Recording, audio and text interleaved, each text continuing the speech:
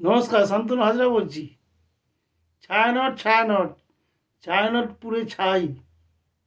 বাংলাদেশের ছায়ানট হলো একটা প্রতীক, বাঙালি সংস্কৃতির প্রতীক। ছায়ানট একটা মন্ত্র, ছায়ানট কোনো প্রতিষ্ঠান নয়। ছায়ানট একটা বিস্ময়। ছায়ানট হলো বাংলার আবেগ, বাংলার আবেগকে, বাঙালির আবেগকে, বাঙালির সংস্কৃতিকে যদি ধরতে হয়, দুহাত ভরে তাকে যদি আকর্ষণ করতে হয়, সেই হলো ছায়ানট। এই ছায়ানটকে পুড়িয়ে দিল। এরা সেই শয়তানের দল, যারা নিজের বাপকে খুন করে, যারা নিজের মাকে মাঝ রাস্তায় নিয়ে গিয়ে উলঙ্গ করে দেয়, তাদের নানান রকম নির্যাতন করে। এক শ্রেণীর পাঁঠা, এক শ্রেণীর পশু পৃথিবীতে আছে। পশুরাও হার মানে। এই সমস্ত পশুদের থেকে তাদের ব্যবহার দেখে অন্য পশুরাও হার মানে। পশুদের মধ্যে সবাই এত নৃশংস হয় না। এই পশুরা এতই নৃশংস যে নিজের মাকেই তারা বেইজ্জত করছে।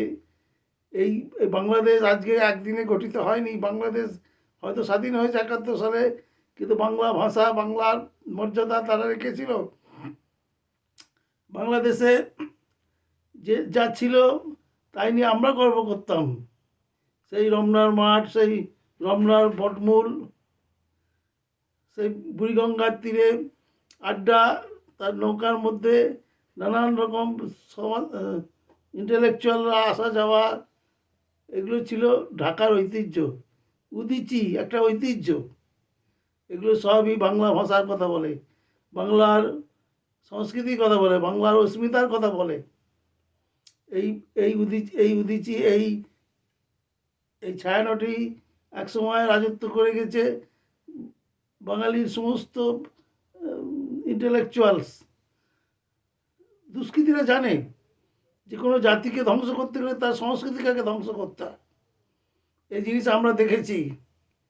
সংস্কৃতি ধ্বংস করে জাতিটাকে ধ্বংস করতে, এই জিনিস আমরা দেখেছি বেইরুটে দেখেছি, এই জিনিস আমরা দেখেছি মায়ানমারে দেখেছি।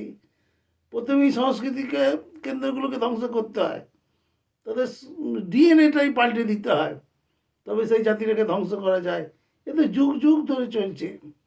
এক শ্রেণীর দুষ্কৃতি এক একটা দেশে এসে তাদের সংস্কৃতি নষ্ট করে দিয়েছে। বাংলা এত গরিব, এত ক্ষুদ্র দেশ টিকে আছে কী করে? তার সংস্কৃতির জন্য টিকে আছে। এই বাংলা সংস্কৃতির ওপর আঘাত আসা মাত্রই দুপারে দুই গোষ্ঠী বাঙালি সবাই ঝাঁপিয়ে পড়ে রক্ষা করেছে তাকে। এই যে আজকে বাংলাদেশ যত অধর্ম করছে, যত অন্যায় করছে, এবং বাংলাদেশের যারা ইন্টেলেকচুয়ালস তারা যে প্রতিবাদ করছে না, সমস্ত পাপ ধুয়ে যাবে। এই দুদিন পরে আবার এই এই উদীচী এই এই ছায়ানট আবার মাথা তুলে দাঁড়াবে। সেদিন আর বেশি দেরি নেই বন্ধু। ছায়ানট ছায়ানটই থাকবে। এইটুকু বলে আগামী দিনের অপেক্ষা করব, কবে ছায়ানট আবার খুলবে, আবার সেখানে কবি, সাহিত্যিক, শিল্পীরা জড়ো হবে।